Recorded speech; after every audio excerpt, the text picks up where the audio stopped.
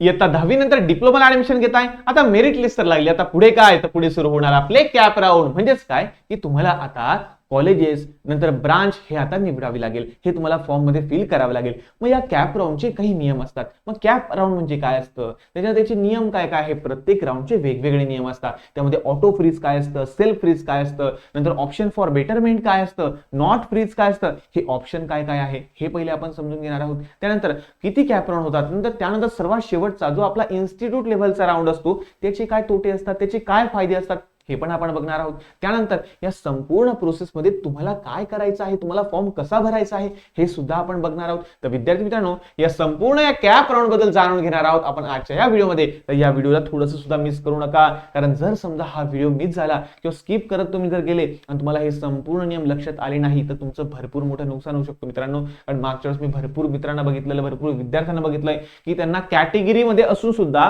म्हणजे SC ST OBC असून सुद्धा त्यांना ओपन कॅटेगरीची पूर्ण फी भरावी लागते, त्यांना स्कॉलरशिप मिळत नाही. बघा लक्ष ठेवा, ओपन कॅटेगरीची फी प्रायव्हेट कॉलेजची असते 50 ते 60 हजार रुपये आणि ओबीसी कॅटेगरीची असते जवळपास त्याच्या अर्धे. SC ST वाल्यांना लागतच नाही फीज. तर सांगायचा हेतू हा आहे की बघा तुम्ही थोडंसं जरी समजा काही चुकामुक झाल्या ना तरी सुद्धा प्रॉब्लेम होऊ शकतो. ठीक आहे, चला तर मग व्हिडिओला फक्त शेवटपर्यंत पाहायचंय, घाबरायचं नाही, टेन्शन घ्यायचं काही कारण नाहीये. सर्व गोष्टी एकदम प्रॉपर स्वरूपात समजावून सांगणारे व्हिडिओ मोठा होऊ शकतो पण माहितीपूर्ण नक्की असेल. चला तर आजच्या व्हिडिओला सुरुवात करूया.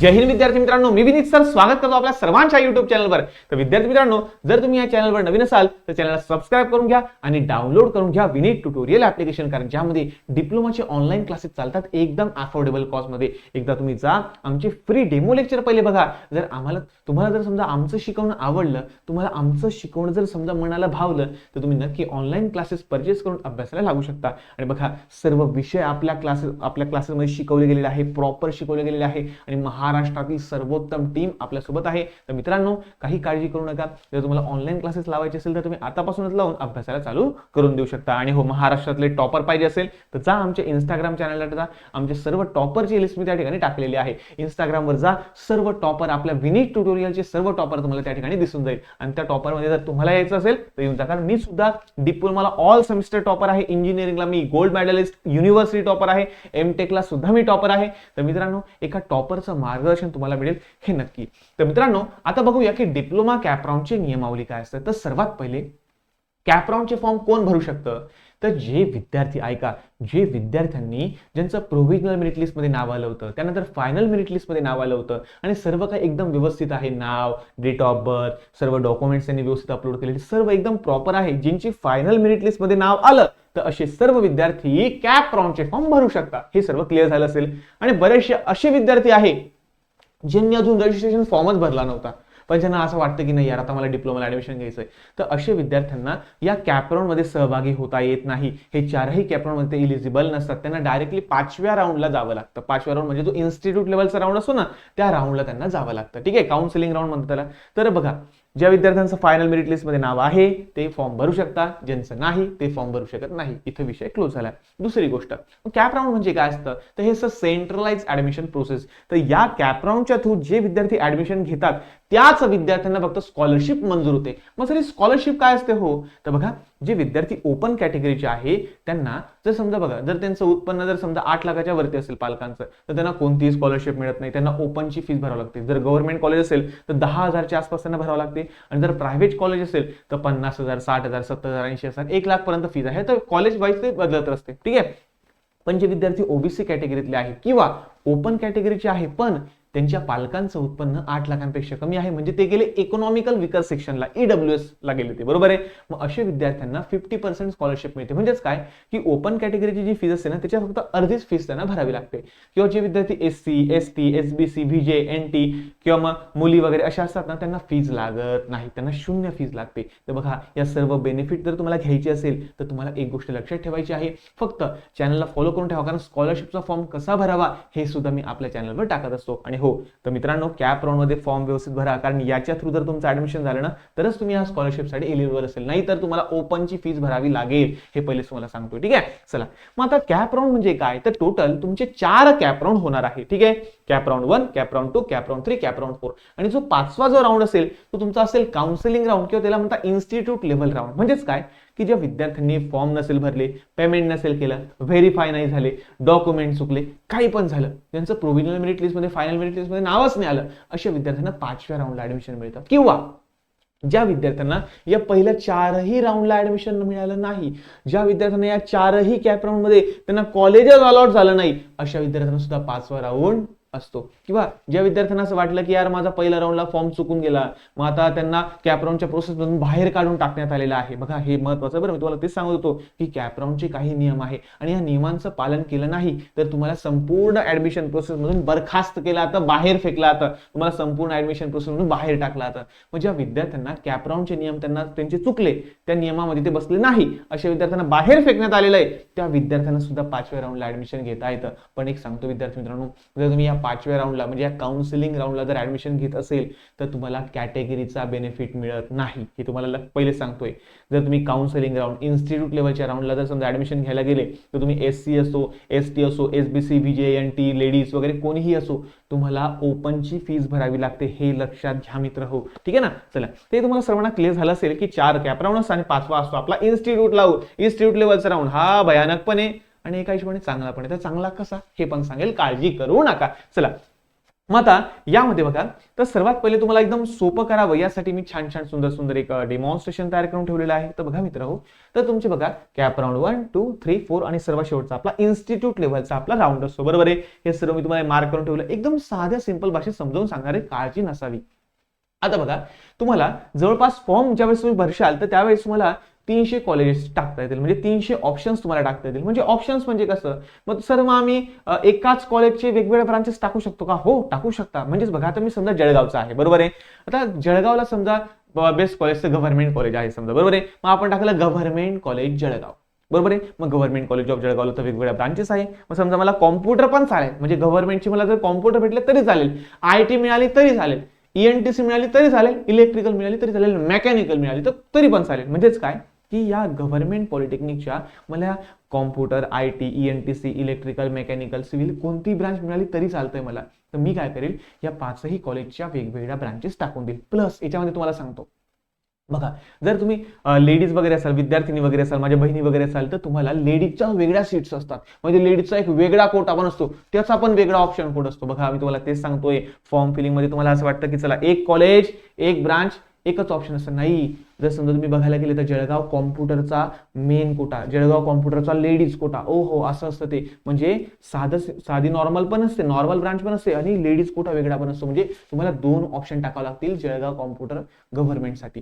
ठीक आहे. मग ITचं पण सेम तसं. म्हणजे सांगायचा हेतू आहे की लेडीज आणि ओपन कोटा, लेडीज आणि जनरल, लेडीज जनरल किंवा काहींना फक्त जनरल असतं. आता मेकॅनिकल झालं असेल, आता आणि काहींना शिफ्ट असतं. शिफ्ट म्हणजे काय, सकाळची शिफ्ट, दुपारची शिफ्ट, सकाळचा शिफ्टचा वेगळा कोड असतो, दुपारच्या शिफ्टचा वेगळा कोड असतो. म्हणजे प्रॉपर कोड व्यवस्थित टाकणं, हे सर्व गोष्टी खूप जास्त महत्त्वाच्या विद्यार्थी मित्रांनो. तर या गोष्टी बारकाईने लक्षात ठेवा.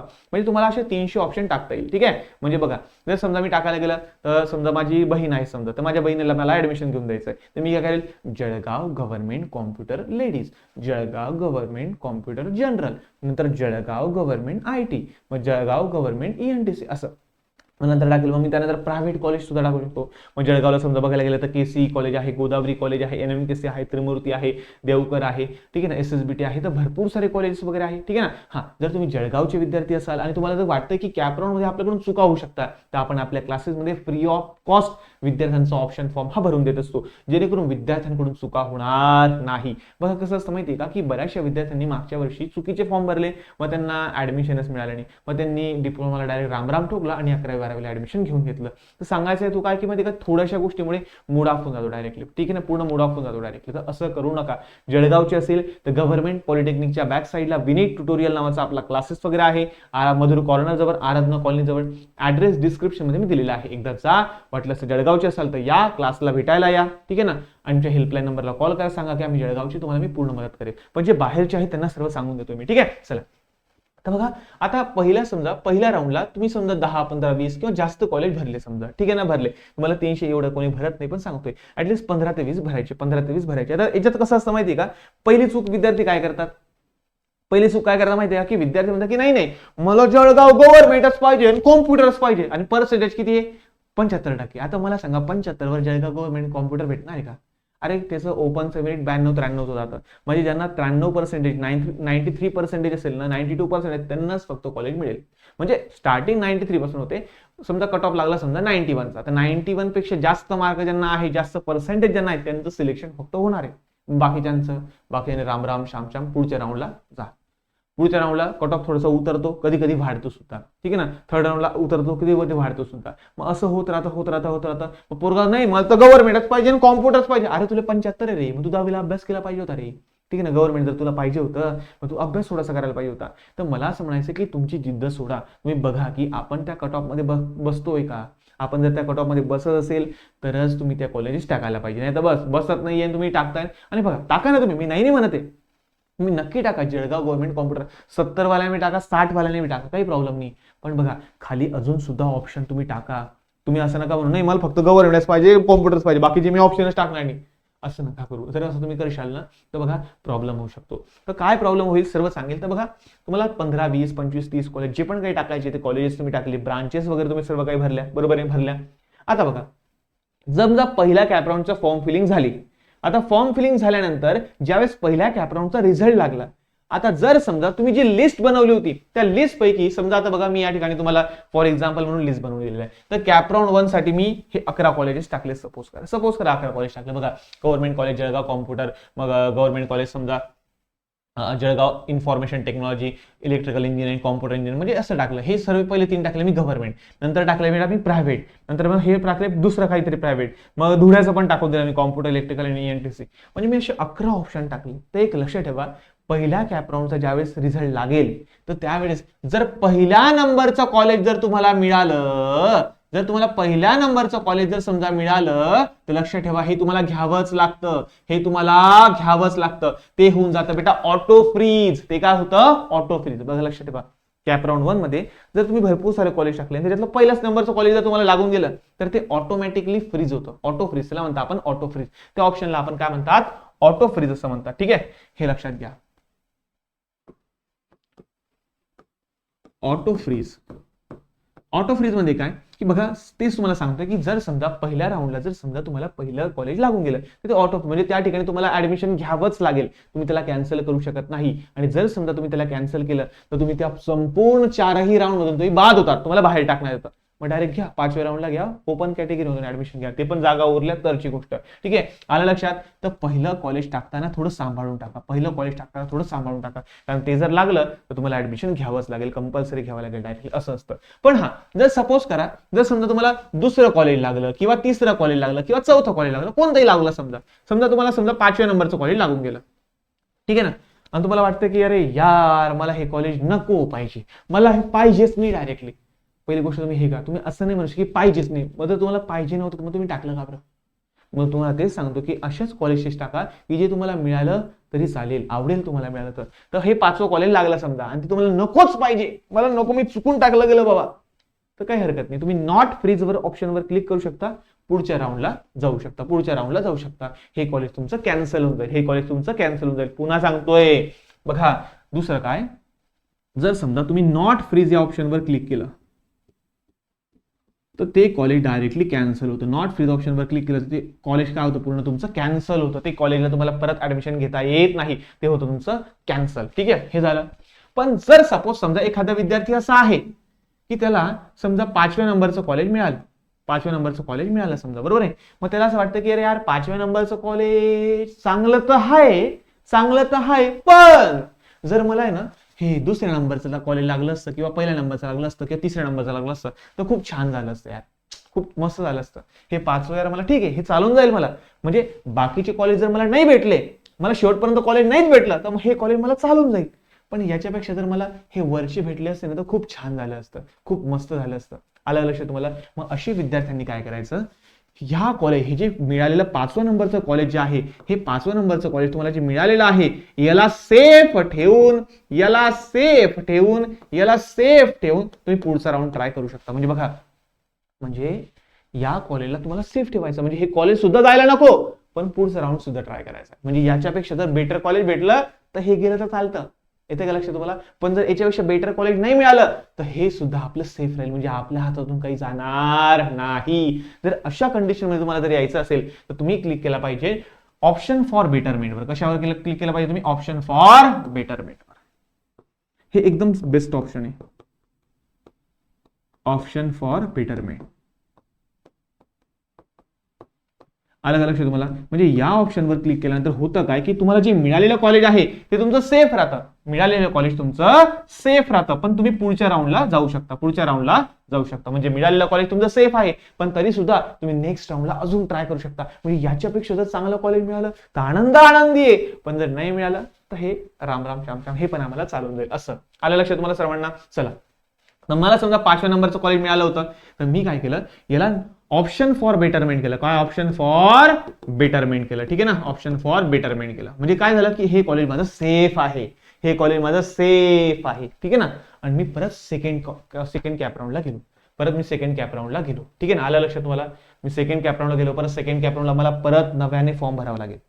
मला भरावा लागेल. ठीक आहे ना, परत नवीन ऑप्शन टाकावं लागतील. ठीक आहे ना, आणि जे मी ऑप्शन फॉर बेटरमेंट केलं हे ऑटोमॅटिकली सर्वात शेवटी ऑटोमॅटिकली येऊन जाईल. समजा सेकंड राऊंडला तुम्ही समजा 5 कॉलेज टाकले, 4 टाकले, 3 टाकले. आता मला सांगा, सपोज करा, थोडंसं डोकं लावा, याचा कट ऑफ समजा लागला 92चा, याचा लागला 91चा, याचा लागला समजा 90चा, याचा लागला समजा तुमचा 88चा, याचा लागला तुम्हाला 85चा, याचा लागला 83चा, याचा लागला 82, 81. असे कट ऑफ वाईज तुम्ही टाकले, तर तुम्ही लय हुशार आहेत. तुम्ही असे कट ऑफ वाईज कॉलेजेस टाकलेले आहेत.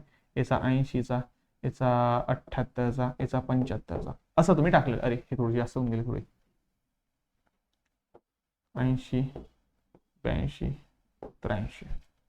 चला, तर असे कट ऑफ आहे. समजा असे कट ऑफ लागले कॉलेजचे, म्हणजे याच्यापेक्षा जर जास्त पर्सेंटेज तुम्हाला असेल तर तुम्हाला ते कॉलेज मिळून जाईल. आता सपोज करा तुम्हाला पडले समजा 86%. तुम्हाला किती पडले? 86%. किती पडले? 86% तुम्हाला पडलेले आहे. तर मला सांगा, हा पहिल्या कॉलेजचा कट ऑफ काय आहे? 92. मिळेल का तुम्हाला? नाही. मग गव्हर्नमेंट काय देईल? म्हणजे कॅप राऊंडच्या प्रोसेस तुम्ही खालच्या राऊंडला पाहिला असेल. हा, मग 2 नंबरच्या कॉलेजचा कट ऑफ काय? 91 आहे का तुम्हाला? नाही, हे पण नाही मिळणार. हा, 90 आहे का तुम्हाला? नाही. हा, याचा कट ऑफ लागला 88चा आहे का तुम्हाला? नाही. हा, 5वीचा कट ऑफ लागला 85. हा, 85 पेक्षा जास्त तुम्हाला आहे, म्हणजे हे कॉलेज तुम्हाला अलॉट होईल. आलं लक्ष तुम्हाला? पण तुम्हाला असं वाटतं की नाही यार, मला याच्यापेक्षा बेटर कॉलेज मिळू शकतं. मग तुम्ही काय केलं? ऑप्शन फॉर बेटरमेंटवर क्लिक केलं आणि पुढच्या राऊंडला गेले. आता ज्यावेळेस तुम्ही पुढच्या राऊंडला जाशाल, तर मला सांगा, खरं सांगा, खोटं नका बोलू. आता पुढच्या राऊंडला तुम्ही जाशाल तर तुम्ही काय करशाल की याच्यापेक्षा जे बेस्ट कॉलेज आहे ना तेच कॉलेज भरणार आहे का नाही? खरं सांगा. सेकंड कॅप राऊंडला तुम्ही हे 83, 82, 81, 80 वाले कॉलेज भरणार आहे का? नाही, कारण तुम्हाला माहिती आहे की नाही आपल्याला 500 कॉलेज लागलंय का, याच्यापेक्षा जर वरचं कॉलेज जर लागलं तरच आनंद आहे, खालचं लागलं तर नाहीये, दुःख आहे. तर लक्षात ठेवा, सेकंड कॅप राऊंडचा फॉर्म भरताना तुम्ही खालील कॉलेज टाकायचेच नाही. जे कॉलेज तुम्हाला मिळालेलं आहे याच्यापेक्षा बेस्ट कॉलेजच तुम्हाला फक्त कॅप राऊंड 2 ला टाकायचे आहे. हे समजलं तुम्हाला सर्वांना? चला, मग कॅप राऊंड 2 ला मी काय केलं, याच्यापेक्षा चांगले कॉलेजेस टाकले, याच्यापेक्षा चांगले कॉलेज टाकले, या 85 पेक्षा चांगले कॉलेज मी टाकले. हो सर, टाकले सर. ठीक आहे. चला, आता सेकंड कॅप राऊंडचा फॉर्म भरला, मस्त सर्व काही एकदम व्यवस्थित झालं, आणि त्यानंतर सेकंड कॅप राऊंडचा रिझल्ट लागला. आता रिझल्ट लागल्यानंतर झालं काय, 2 कंडिशन होऊ शकतात. पहिली कंडिशन म्हणजे काय की मला दुसरं कॉलेज लागलंच नाही. ठीक आहे ना, मला परत माझ्या प्रोफाईलवर गेलो, मला परत हेच कॉलेज दिसू राहिलं आहे, मला परत हेच कॉलेज दिसतंय, बस. ठीक आहे ना, मला फक्त हेच कॉलेज दिसतंय, बाकी दुसरे कॉलेज दिसत नाही. याचा अर्थ काय की मला नवीन कॉलेज अलॉट झालं नाही, मला परत तेच कॉलेज मिळालं. म्हणजे बघा, मी या कॉलेजला सेफ ठेवून दुसऱ्या राऊंडला गेलो होतो, मला असं वाटलं याच्याशी चांगलं मिळू शकतं, पण मला मिळालं नाही, मला तेच कॉलेज परत मिळालं. मग मी काय करेल, परत ऑप्शन फॉर बेटरमेंट करेन. हा, सेकंड राऊंडला परत मी ऑप्शन फॉर बेटरमेंट करेन, परत हे सेफ ठेवीन, परत पुढच्या राऊंडला जाईल. हा, असं आहे ते. म्हणजे परत मी याला सेफ ठेवेल, परत पुढच्या राऊंडला जाईल मी, परत पुढच्या राऊंडला मी परत नवीन कॉलेज भरेल, याच्यापेक्षा बेस्टच कॉलेज टाकेल. जर सपोज करा याच्यापेक्षा चांगलं मिळालं तर ठीक, नाही हे कॉलेज माझं सेफ राहील. असं म्हणजे इन शॉर्ट पहिलं तुम्हाला ऑप्शन समजलं असेल की ऑप्शन फॉर बेटरमेंट म्हणजे काय की मिळालेलं कॉलेज सेफ ठेवून पुढच्या राऊंडला जाणं. पण बघा, असं पण होऊ शकतं की जर समजा आता तुम्हाला काय झालं, हे 4थ्या नंबरचं कॉलेज मिळून गेलं, म्हणजे ज्याचा कट ऑफ पहिल्या राऊंडला 88 होता त्याचा कट ऑफ थोडासा कमी झाला आणि तुम्हाला त्या कॉलेजला ऍडमिशन मिळून गेलं. तर ज्या वेळेस तुम्हाला नवीन कॉलेज अलॉट होतं, त्यावेळेस जुनं कॉलेज तुमचं कॅन्सल होऊन जातं. जुनं कॉलेज जे आहे हे तुमचं काय होतं बेटा, कॅन्सल होतं. म्हणजे हे कॉलेज तुमचं आता गेलं. म्हणजे या कॉलेजला तुम्ही आता परत ऍडमिशन घेऊ शकत नाही. ठीक आहे, या कॉलेजला तुम्हाला ऍडमिशन घ्यावं लागेल. हे कॉलेज तुमचं कायमस्वरूपी चालत जाईल. हे कॉलेज तुमचं कायमस्वरूपी चालत जाईल. आता या कॉलेजला तुम्ही ऍडमिशन घेऊ शकत नाही. दुसऱ्या राऊंडला तुम्हाला याच कॉलेजला ऍडमिशन घ्यावं लागेल. आलं लक्षात मला सर्वांना? नाही तुम्हाला कसं वाटतं, नाही सर मग तेच चांगलं होतं सर. अरे मग तेच चांगलं होतं, मग तू तिथं घ्यायला पाहिजे होतं. आलं का लक्षात तुम्हाला सर्वांना? तर हा महत्वाचा खेळ आहे. ठीक आहे, चला आता बघा सेकंड राऊंडला तुम्हाला हे कॉलेज मिळालं. तर सेकंड कॅप राऊंडची रूल काय माहिती का, की जर समजा तुम्हाला पहिल्या 3 कॉलेज पैकी जर एखादं कॉलेज मिळालं तर त्या ठिकाणी तुम्हाला ऍडमिशन घ्यावंच लागेल. जर तुम्हाला पहिल्या 3 कॉलेज पैकी जर ऍडमिशन मिळालं, बघा पहिले मी तुम्हाला काय सांगितलं होतं, कॅप राऊंड 1 चा नियम काय होता, की पहिल्या कॉलेजला जर तुम्हाला ऍडमिशन मिळालं ते तुम्हाला घ्यावंच लागायचं. बघा कारण रूल काय सांगतो, की पहिल्या कॅप राऊंडला जर पहिलं कॉलेज मिळालं तर ते ऑटो फ्रीज होतं. पण दुसऱ्या कॅप राऊंडला पहिले 3 कॉलेजेस ऑटो फ्रीज होतात. पहिले 3 कॉलेजेस ऑटो फ्रीज होतात. म्हणजे पहिल्या 3 पैकी जर तुम्हाला कोणतंही कॉलेज मिळालं तर ते तुम्हाला घ्यावंच लागेल.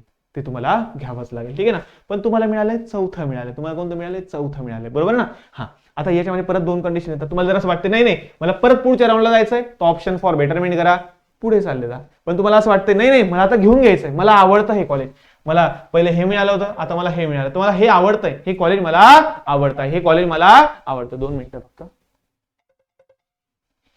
चला, हे कॉलेज मला आवडतंय, हे कॉलेज मला आवडतंय. ठीक आहे, मग तुम्ही सेल्फ फ्रीज करू शकता. काय करू शकता? Self freeze. लक्ष ठेवा, पुढच्या ऑप्शनचं नाव आहे सेल्फ फ्रीज. आता सेल्फ फ्रीज म्हणजे काय समजलं तुम्हाला सर्वांना? म्हणजे जर समजा एखादं कॉलेज तुम्हाला मिळालेलं आहे आणि तुम्हाला ते आवडतं पण आहे आणि तुम्हाला त्या ठिकाणी जाऊन ऍडमिशन घ्यायची आहे, तर तुम्हाला सेल्फ फ्रीज या बटनावर क्लिक करायचंय, पुढे चाललं जायचंय. मग बघा एकदा जर तुमचं ऑटो फ्रीज झालं किंवा सेल्फ फ्रीज झालं, तर या 2 कंडिशनच्या वेळेस तुम्हाला तुमचं ऍडमिशन झालेलं आहे, तर तुम्हाला तुमची ओरिजिनल डॉक्युमेंट्स घेऊन त्याचे झेरॉक्सचे 3 सेट काढून, ऐका प्रत्येक डॉक्युमेंटचे 3-3, 4-4 सेट तुम्ही झेरॉक्सचे बनवून ठेवा. 2 सेट तुम्हाला कॉलेजला जमा करावा लागणार आहे. ठीक आहे ना. ओरिजिनल डॉक्युमेंट सुद्धा कॉलेजला जमा करावं लागतात. त्यानंतर जो आपण डॉक्युमेंटचा सेट बनवला ते 2 सेट सुद्धा तुम्हाला कॉलेजला जमा करावे लागतात. तर हे लक्षात ठेवा विद्यार्थी मित्रांनो. तर 3-4 सेट किंवा 4-5 सेट तुम्ही थोडंसं बॅकअपला राहू द्या. ठीक आहे, आलं लक्षात तुम्हाला सर्वांना? तर ओरिजिनल डॉक्युमेंट्स घ्यायचे, कॉलेजला जायचं, त्या ठिकाणी ऍडमिट होऊन जायचं, फीज वगैरे भरायची आणि ऍडमिशन घेऊन घ्यायचं, झालं तुमचं काम. ठीक आहे, तो ऑटो फ्रीज आणि सेल्फ फ्रीज ज्यांचं झालेलं असेल तर त्या विद्यार्थ्यांना कॉलेजला जाऊन ऍडमिशन कन्फर्म करावं लागतं. कॉलेजची फीस भरून सर्व ऍडमिशन कन्फर्म करावं लागेल. ठीक आहे, चला तर हे तुम्हाला सर्वांना क्लिअर झालं असेल. आता बघा जर कॅप राऊंड जर 3 बघाल तर जसं पहिल्या राऊंडला पहिलं कॉलेज फ्रीज होतं, दुसऱ्या कॅप राऊंडला पहिले 3 कॉलेज फ्रीज होता, तसंच कॅप राऊंड 3 ला तुमचे पहिले 6 कॉलेजेस काय होईल? ऑटो फ्रीज होईल. बघा लक्ष द्या मित्रांनो. बघा आता कॅप राऊंड 3 ला जर तुम्ही ऍडमिशन घ्यायला जाशाल, कॅप राऊंड 3 चा ज्यावेळेस तुम्ही फॉर्म भरशाल आणि याच्यामध्ये पहिले जे 6 कॉलेज असतात ना, हे काय होतं? ऑटो फ्रीज होतात. हे काय होतं? Auto freeze. म्हणजे कॅप राऊंड 3 ला पहिले 6 कॉलेज पैकी जर तुम्हाला कोणतंही कॉलेज लागलं, परत बघा कॅप राऊंड 3 ला तुम्ही गेल्यानंतर परत तुम्हाला ऑप्शन फॉर्म भरावा लागतो. मग या 6 कॉलेज पैकी जर तुम्हाला एखादं कॉलेज मिळालं तर तुम्हाला ऍडमिशन घ्यावंच लागेल. हा, पण हे 6 सोडून जर इतर कोणते कॉलेज मिळाले परत तुम्ही पुढचा राऊंड ट्राय करू शकता. तसं पुढे पुढे जात राहायचं आणि सर्वात शेवटचा आपला आहे कॅप राऊंड 4. सर्वात शेवटचा आपला कॅप राऊंड आहे 4. तर या कॅप राऊंड 4 ला कसं असतं माहिती का, जर तुम्हाला कोणतंही कॉलेज मिळालं, ऐका रे, कॅप राऊंड 4 हा शेवटचा असतो, त्यामुळे कोणतंही कॉलेज मिळालं तर हे डायरेक्टली ऑटोमॅटिक फ्रीज होऊन जातं. काय होतं? ऑटोमॅटिकली फ्रीज होऊन जातं. म्हणजे त्या ठिकाणी तुम्हाला ऍडमिशन घ्यावाच लागेल. आता बघा मित्रांनो, हे तुम्हाला सर्वांना मला असं वाटतं मी थोडंसं क्लिअर करायचा प्रयत्न केला. पहिली गोष्ट, कॅप राऊंड 1 ला जर पहिलं कॉलेज मिळालं तर ते ऑटो फ्रीज होणार आहे, त्या ठिकाणी तुम्हाला ऍडमिशन घ्यावंच लागेल. कॅप राऊंड 2 ला पहिल्या 3 कॉलेज पैकी जर तुम्हाला ऍडमिशन मिळालं, तुम्हाला त्या ठिकाणी ऍडमिशन घ्यावंच लागेल.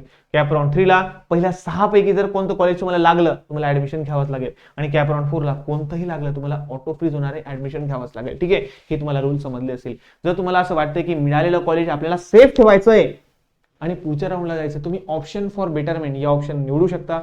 सेफ मिळालेलं कॉलेज सेफ ठेवून तुम्ही पुढच्या राऊंडला जाऊ शकता. ठीक आहे ना. तर या सर्व गोष्टी तुम्हाला बऱ्यापैकी व्यवस्थित समजल्या असेल तर हे लक्षात ठेवा. कारण बरेचसे विद्यार्थी काय करतात माहिती का, कॉलेज टाकतात, कधी याचा सिक्वेन्स प्रॉपर लावत नाही. समजा खालचं वरती प्रायव्हेट वरती आला तर गव्हर्नमेंट खाली चालला तर असं पण होतं. बरेचसे विद्यार्थी मोबाईलवर फॉर्म भरतात, चालतं मोबाईलवर पण चालतं, पण मग ज्यावेळेस तुम्ही सिक्वेन्स लावता ना ते वरती खाली होऊन जातो, सिक्वेन्स सेव्ह होत नाही. काही जण काय करतात, सिक्वेन्स लावता आणि त्यांना सिक्वेन्स लावता झालं सबमिट करता, पण सिक्वेन्स लावल्यानंतर सेव्ह करावं लागतं. काय सेव्ह अँड प्रोसीड बटन होते, काय सिक्वेन्स लावता आणि सबमिट करून टाकता. अरे बाबा तू सबमिट कशाला करतोय बाबा, तू जर डायरेक्ट सबमिट करशील तर तो जशी कॉलेज तुम्ही सिलेक्ट केले होते तशी राहतील, ते सिक्वेन्स प्रॉपर लागणार नाही. त्यामुळे लक्ष ठेवा, सिक्वेन्स लावल्यानंतर सेव्ह करत चला, नंतरच पुढे जात चला. तर सांगायचा हेतू हा आहे की या सर्व गोष्टी तुम्ही व्यवस्थित भरत चला.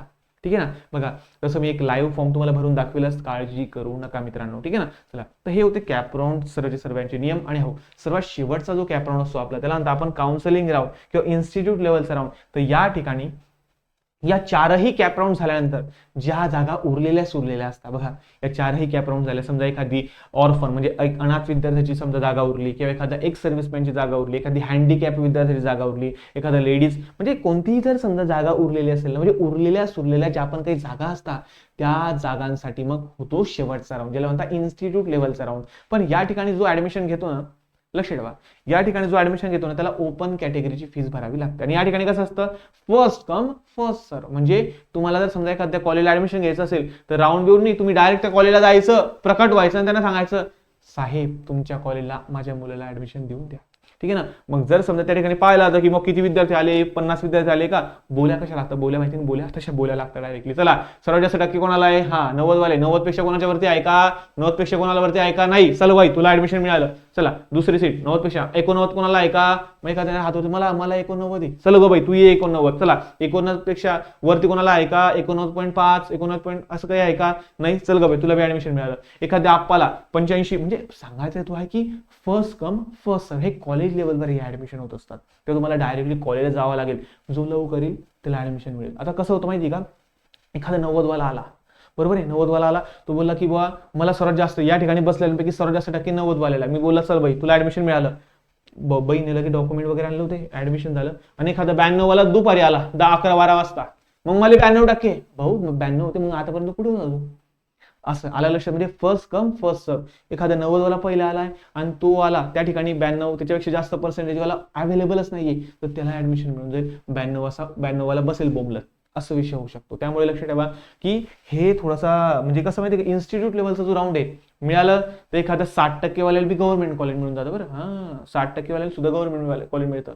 आणि कधी कधी असं होतं की 90 वाल्याला सुद्धा गव्हर्नमेंट मिळत नाही, 90 वाल्याला सुद्धा प्रायव्हेटला घ्यावं लागतं, सडेल सुडेल कॉलेज एखादं घ्यावं लागतं, आणि तिथे ओपनची फी भरावं लागतं. म्हणजे लेडीज असून सुद्धा ओपनची फीस भरावं लागते, असं पण होतं. त्यामुळे मुलींनी रिस्क घ्यायची नाही, मुलींनी या कॅप राऊंडकडे जायचं नाही, मुलींनी या राऊंडचा विचारच करायचा नाही. मुली असो, SC SBC ST हे जे विद्यार्थी ना, कॅटेगरीवाले विद्यार्थी, यांनी या राऊंडकडे जायचं नाही, मी पहिले सांगतोय. चौथ्या राऊंड पर्यंत वाट पाहिजे चांगला कॉलेज मिळण्याची.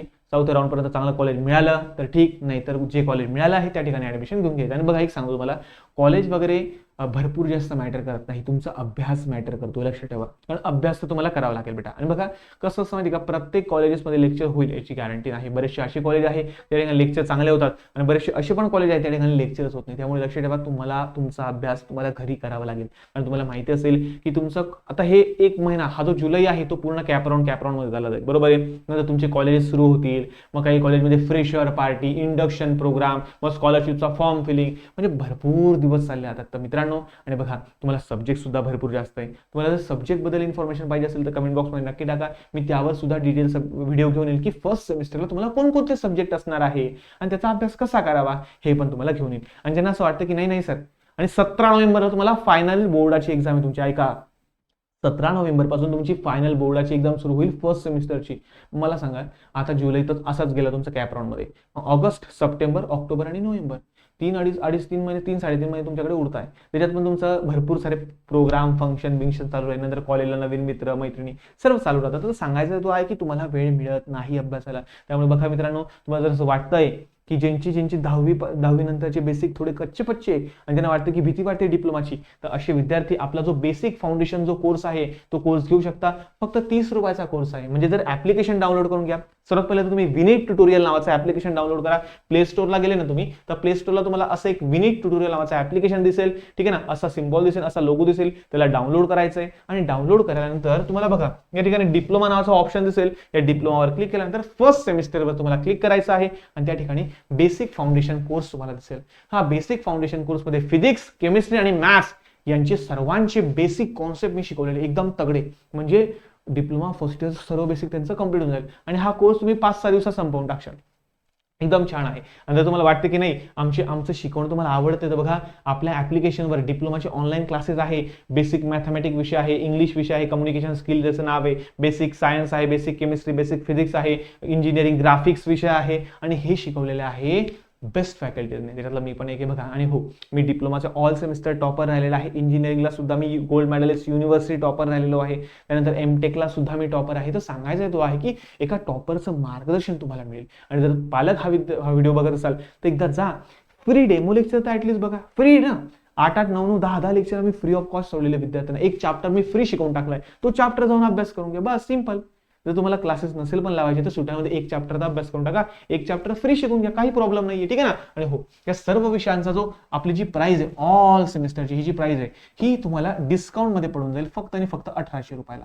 आता मला सांगा 1800 रुपयामध्ये ऑल सब्जेक्टची क्लासेस जर तुम्हाला घरी बसल्या बसल्या मिळत आहे, कुठे जायची गरज नाही, काही नाही, तर बेस्ट आहे, छान आहे. जर तुम्हाला या ऑफरचा लाभ घ्यायचा असेल तर आत्ताच जा. आमची हेल्पलाईन नंबर आहे, या हेल्पलाईन नंबरला कॉल करा. त्यांना सांगा की विनीत सरांनी व्हिडिओमध्ये सांगितलं आहे 1800 मध्ये त्यांनी कोर्स द्यायला सांगितलेला आहे.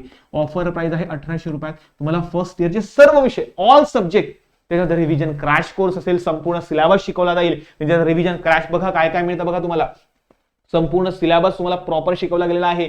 तुम्हाला रिव्हिजन क्रॅश कोर्स म्हणजे समजा बघा, आता एक चॅप्टर तुम्हाला पूर्ण शिकवलं, पेपर जवळ आला. आता पेपर जवळ आल्यानंतर मला सांगा परत तुम्ही सर्व लेक्चर परत बघू शकता का रिव्हिजनला? नाही. मग आम्ही रिव्हिजन सिरीज सुद्धा घेतलेली आहे. त्यामध्ये प्रिव्हियस इयर जे समजा क्वेश्चन्स वगैरे आहेत ते विद्यार्थ्यांना सॉल्व्ह करून देतो. IMP क्वेश्चन देतो, जेणेकरून विद्यार्थी पास होऊन जातात, चांगल्या मार्क मिळवू शकतात. नंतर थेअरीच्या नोट्स देतो, फॉर्म्युलाच्या नोट्स आम्ही विद्यार्थ्यांना देतो. नंतर प्रिव्हियस इयर क्वेश्चन पेपर देतो, IMP क्वेश्चन बँक देतो. या सर्व गोष्टी आम्ही प्रोव्हाइड करतो विद्यार्थ्यांना, ठीक आहे ना. फक्त त्यासाठी तुम्हाला काय करायचं, आपलं विनीत ट्युटोरियल ऍप्लिकेशन डाउनलोड करायचं प्ले स्टोअरवरून आणि छान रजिस्ट्रेशन केल्यानंतर त्या ठिकाणी कोर्स तुम्ही डायरेक्ट सुद्धा परचेस करू शकता. की तुम्हाला डिस्काउंट पाहिजे असेल थोडासा, तुम्ही आमच्या हेल्पलाईन नंबरला कॉन्टॅक्ट करून त्यांच्याकडून सुद्धा कोर्स परचेस करू शकता मित्रांनो, ठीक आहे ना. तर बघा, अभ्यासाला लागून तर कुठूनही करा, पण अभ्यासाला लागा, कारण डिप्लोमा हा 11वी 12वी सारखा नाहीये, ठीक आहे ना. इथे तुमच्या 6-6 महिन्याला बोर्डाच्या एक्झाम होता, हे मात्र लक्षात ठेवा मित्र हो, ठीक आहे ना. डिप्लोमाला साधा सुद्धा समजू नका, पण खूप जास्त हे पण नाहीये, एकदम हार्ड पण नाहीये, पण बेटा त्याला लाईट पण घेऊ नका. कारण कसं तुम्ही एकदम लाईटली घेशाल, मग हा चावून घेऊ, तर मग विद्यार्थी बॅकलॉग पडतात, विद्यार्थी वायडी पडतात. तुम्ही ऐकलं असेल, माझी 3 बॅक आहे, माझी 4 बॅक आहे, मग मी तो वायडी लागून गेलो, इयर डाऊन गेलं, वर्ष व्हायला जातं विद्यार्थ्यांचं, लक्ष ठेवा. तर त्यामुळे सांगतोय, घाबरून जाऊ नका, फक्त पहिल्यापासून अभ्यास करा, माझं हे म्हणणं आहे, ठीक आहे ना. आणि अजून काही तुम्हाला जर काही प्रश्न असेल तर कमेंट बॉक्समध्ये टाका, त्यावर मी व्हिडिओ नक्की घेऊन येईन मी, ठीक आहे. चला तर भेटूया पुढच्या नवीन व्हिडिओमध्ये, तोपर्यंत धन्यवाद.